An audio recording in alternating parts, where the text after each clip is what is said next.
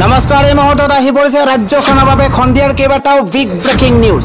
আজি 29 মে অসমৰ লগতে ভাৰতৰ বিভিন্ন প্ৰান্তৰ পৰা এনে ধৰণৰ খবৰসমূহ নিতৌ চাবৰ কাৰণে চেনেলটো সাবস্ক্ৰাইব কৰি ভিডিঅ'টোত এটা লাইক কৰি দিব। এই মুহূৰ্তত জনাই আছো এটা ব্ৰেকিং নিউজ। 24 ঘণ্টাৰ ভিতৰত মুখ্যমন্ত্ৰীৰ পদৰ পৰা পদত্যাগ কৰক হিমন্ত বিশ্ব শৰ্মাই। এই হুংকাৰ প্ৰদান কৰিছে বিধায়ক অখিল গগৈয়ে। এই মুহূৰ্তত জনাই আছো এটা ডাঙৰ খবৰ। 24 ঘণ্টাৰ ভিতৰতে মুখ্যমন্ত্ৰীৰ পদৰ পৰা পদত্যাগ কৰক হিমন্ত বিশ্ব শৰ্মাই। মাত্ৰ 24 ঘণ্টাৰ ভিতৰতে মুখ্যমন্ত্ৰীৰ পদৰ পৰা পদত্যাগ কৰক। পুলিচে নিৰাপত্তা দিব নোৱাৰে, আশ্ৰয় লৈছে অস্ত্ৰৰ। অকয় যে পুলিচে নিৰাপত্তা দিব নোৱাৰে, আশ্ৰয় লৈছে অস্ত্ৰৰ। এটা ব্ৰেকিং নিউজ জনোৱাৰ চেষ্টা কৰিছো। হিমন্ত বিশ্ব শৰ্মা চৰকাৰৰ দিনত নিজেই নিজক নিৰাপত্তা দিয়াৰ অৱস্থা আহি পৰিছে। মুখ্যমন্ত্ৰীৰ পদৰ পৰা পদত্যাগ কৰক হিমন্ত বিশ্ব শৰ্মাই। গৃহ বিভাগৰ ব্যৰ্থতা স্বীকাৰ কৰি পদত্যাগ কৰক হিমন্ত বিশ্ব শৰ্মাই।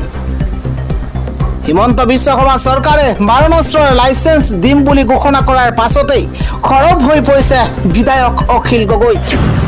আজিৰ সন্ধিয়াৰ আন এটা গুৰুত্বপূৰ্ণ খবৰ। এবাৰ গেছ চিলিণ্ডাৰ কিনিব নালাগে আপুনি, কিয়নো অসমত জিলাই জিলাই আহি গৈছে গেছ পাইপ। ৰাজ্যৰ লাখ লাখ গেছ চিলিণ্ডাৰ ব্যৱহাৰকাৰীৰ বাবে অত্যন্ত ভাল খবৰ, কিয়নো গেছ চিলিণ্ডাৰ কিনিব নালাগে এতিয়া ৰাজ্যৰ কেইবাখনো জিলাৰ জনতাই। আমি জনোৱাৰ চেষ্টা কৰিছো এটা ভাল খবৰ, কিয়নো গেছ চিলিণ্ডাৰ কিনিব নালাগে ৰাজ্যৰ কেইবাখনো জিলাৰ জনতাই। জিলাই জিলাই সংযোগ কৰা হ'ব পাইপ গেছ। পাইপৰ জৰিয়তে ঘৰে ঘৰে যোগান ধৰা হ'ব গেছ। এটা ব্ৰেকিং নিউজ জনোৱাৰ চেষ্টা কৰিছো। 10 মেৰ পৰা গুৱাহাটীত আৰম্ভ হৈছে গেছ পাইপ সেৱা। গুৱাহাটীৰ 101টা পৰিয়ালে ইতিমধ্যে গেছ পাইপৰ জৰিয়তে জ্বলাবলৈ সক্ষম হৈছে চৌকা। এটা ব্ৰেকিং নিউজ জনোৱাৰ চেষ্টা কৰিছো। নুনমাটিৰ পৰা গীতানগৰলৈ ইতিমধ্যে যোগান ধৰা হৈছে গেছ পাইপ, আৰু 4টা কোম্পানীয়ে অসমত যোগান ধৰিব গেছ পাইপৰ। নগাঁৱৰ পৰা কাৰ্বি আংলংলৈ যোগান ধৰিব আদানী গেছে। মাজুলীৰ পৰা গোলাঘাটলৈ যোগান ধৰিব অসম গেছ কোম্পানীয়ে। কামৰূপ আৰু বৰাক ভেলীত যোগান ধৰিব পূৰ্ব ভাৰতীয় গেছ কোম্পানীয়ে। ওদালগুৰিৰ পৰা ঢকুৱাখনালৈ যোগান ধৰি নৰ্থ ইষ্ট গেছ কোম্পানীয়ে। 8 বছৰতে 5 লাখ লোকৰ বাসগৃহত গেছ যোগান ধৰাৰ পৰিকল্পনা হাতত লোৱা হৈছে। 8 বছৰত 5 লাখ লোকৰ বাসগৃহত গেছ যোগান ধৰাৰ পৰিকল্পনা। ৰাজ্যৰ লাখ লাখ গেছ চিলিণ্ডাৰ ব্যৱহাৰকাৰীৰ বাবে আহি পৰিছে অত্যন্ত এটা ভাল খবৰ। পৰৱৰ্তী হৈছে অহা 30 মেত উজনি কপাব এইবাৰ বীৰ লাচিত সেনাই। প্ৰতিখন জিলাৰ পৰা আহিব শ শ সৈনিক। এই মুহূৰ্তত জনাই আছো এটা ডাঙৰ খবৰ। 30 মেত উজনি অসম কপাবলৈ সাজু হৈ পৰিছে বীৰ লাচিত সেনাৰ শ শ সৈনিক। 30 মেত উজনি অসম কপাবলৈ সাজু হৈ পৰিছে বীৰ লাচিত সেনা। এই মুহূৰ্তত এটা ব্ৰেকিং নিউজ জনোৱাৰ চেষ্টা কৰিছো। ৰাজ্যৰ প্ৰতিখন জিলাৰ পৰা যোৰহাটলৈ যাব বীৰ লাচিত সেনাৰ সৈনিক। ৰাজ্যৰ প্ৰতিখন জিলাৰ পৰা যোৰহাটলৈ যাব বীৰ লাচিত সেনাৰ সৈনিক। আজাদ চৌধুৰীক গ্ৰেপ্তাৰ নকৰা পৰ্যন্ত ধাৰাবাহিক প্ৰতিবাদৰ হুংকাৰ প্ৰদান কৰা হৈছে। 30 মেত যোৰহাটত পুনৰ হ'ব বজ্ৰ নিনাদ।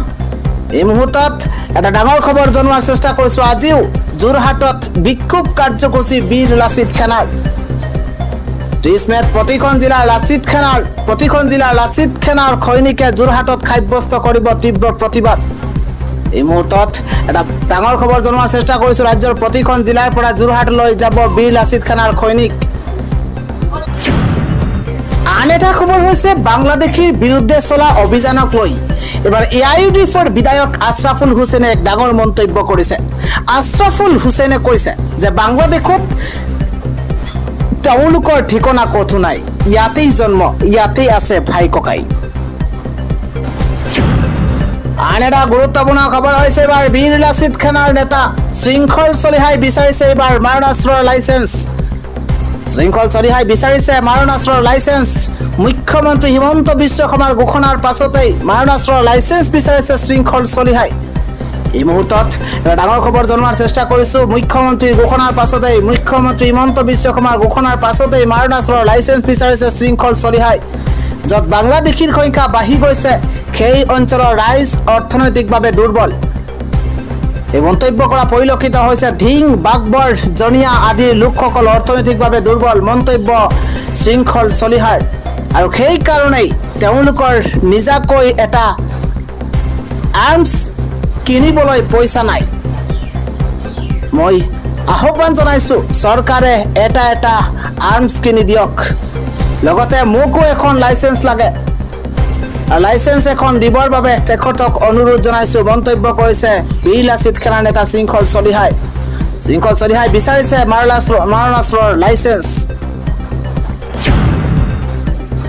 আজিৰ খন্দিয়াৰ খবৰটোকৈ ডাঙৰ খবৰ হৈছে এবাৰ নথিপত্ৰ থকাৰ পাছতো সংখ্যালঘুক বিদেশী বুলি ঘোষণা কৰা হৈছে সংখ্যালঘুৰ নাগৰিকত্ব সমস্যাক লৈ মাত মাতিছে এবাৰ হাফিজ ইলিয়াছ আনসাৰীয়ে এই মুহূৰ্তত এটা ডাঙৰ খবৰ জনোৱাৰ চেষ্টা কৰিছো নথিপত্ৰ থকাৰ পাছতো সংখ্যালঘুক বিদেশী বুলি ঘোষণা কৰা হৈছে মন্তব্য কৰিছে হাফিজ ইলিয়াছ আনসাৰীয়ে নথিপত্ৰ থকাৰ পাছতো সংখ্যালঘুক বিদেশী বুলি ঘোষণা কৰা হৈছে সংখ্যালঘুৰ নাগৰিকত্বৰ সমস্যাক লৈ মাত মাতিছে এবাৰ হাফিজ ইলিয়াছ আনসাৰীয়ে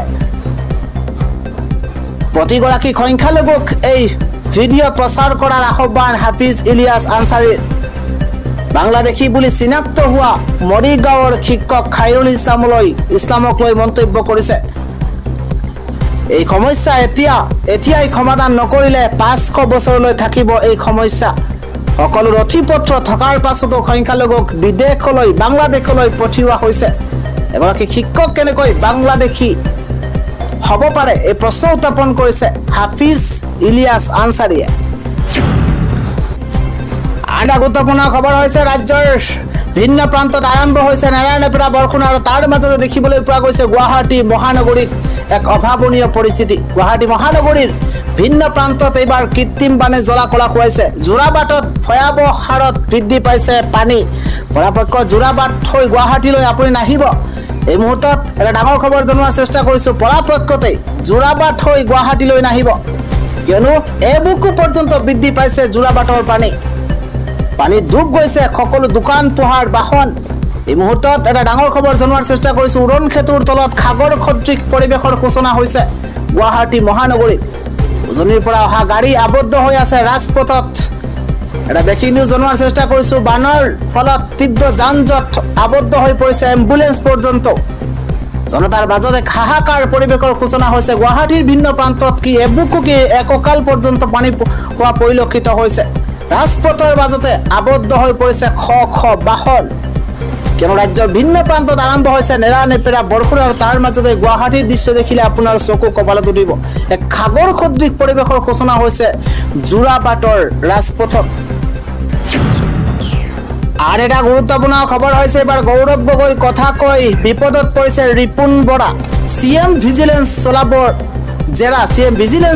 চলাব এতিয়া জেৰা এই মুহূৰ্তত এটা পলিটিক্যাল ব্ৰেকিং নিউজ জনোৱাৰ চেষ্টা কৰিছো গৌৰৱ গগৈ কথা কৈ বিপদত পৰিছে ৰিপুন বৰা সিএম ভিজিলেন্সত উপস্থিত হৈছে ৰিপুন বৰা এসআইটিৰ জেৰাৰ সন্মুখীন ৰিপুন বৰা এটা গুৰুত্বপূৰ্ণ খবৰ তৌকি আলী শেখ আৰু গৌৰৱ গগৈৰ পাকিস্তান লিগ সন্দৰ্ভত খুটপুছ আজি সিএম ভিজিলেন্সত হাজিৰ হোৱাৰ নিৰ্দেশ দিছিল কংগ্ৰেছ নেতাগৰাকীক শেহতীয়াকৈ গৌৰৱ গগৈ পাকিস্তানত লিগ সন্দৰ্ভত কৰিছিল মন্তব্য গৌৰৱ গগৈ পত্নীক লৈ কৰিছিল ডাঙৰ মন্তব্য পাকিস্তানৰ ধৰ্মশালাৰ গৌৰৱ গগৈৰ পত্নী এলিজাবেথে আৰু তাক লৈ আজি সিএম ভিজিলেন্সত হাজিৰ হোৱাৰ নিৰ্দেশ দিছিল কংগ্ৰেছ নেতাগৰাকীক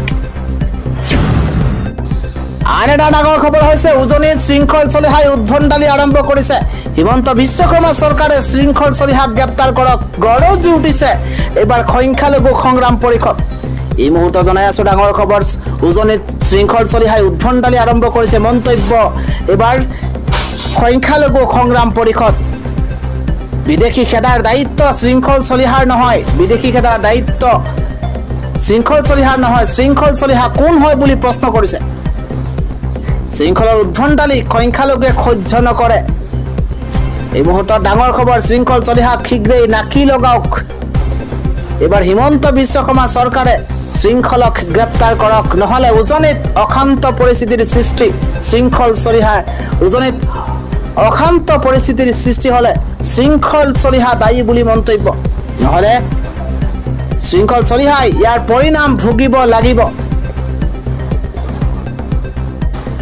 শৃংখল চলিহাক স্পষ্ট সক্ৰিয়নি সংখ্যালঘু সংগ্ৰাম পৰিষদৰ। পৰৱৰ্তী খবৰটো হৈছে দুলিয়াজান আঞ্চলিক ছাত্ৰ সন্থাত এক বৃহৎ খহনীয়া, সভাপতিসহ ২৭ গৰাকী পদত্যাগ কৰিছে বুলি জানিব পৰা গৈছে। দুলিয়াজানৰ আঞ্চলিক ছাত্ৰ সন্থাত খহনীয়াৰ সৃষ্টি হৈছে, য'ত সভাপতিসহ ২৭ জনে ইতিমধ্যে পদত্যাগ কৰিছে। আন এটা ডাঙৰ খবৰ হৈছে চৰকাৰে যুৱক যুৱতীৰ হাতত কলম কিতাপ তুলি নিদি মাৰণাস্ত্ৰ তুলি দিছে। চৰকাৰৰ এই পদক্ষেপক তীব্ৰ গৰিহণা দিছে এইবাৰ নেমচুৱে। এই মুহূৰ্তত জনাই আছো ডাঙৰ খবৰ, চৰকাৰে যুৱক যুৱতীৰ হাতত কলম কিতাপ তুলি নিদি মাৰণাস্ত্ৰ তুলি দিছে।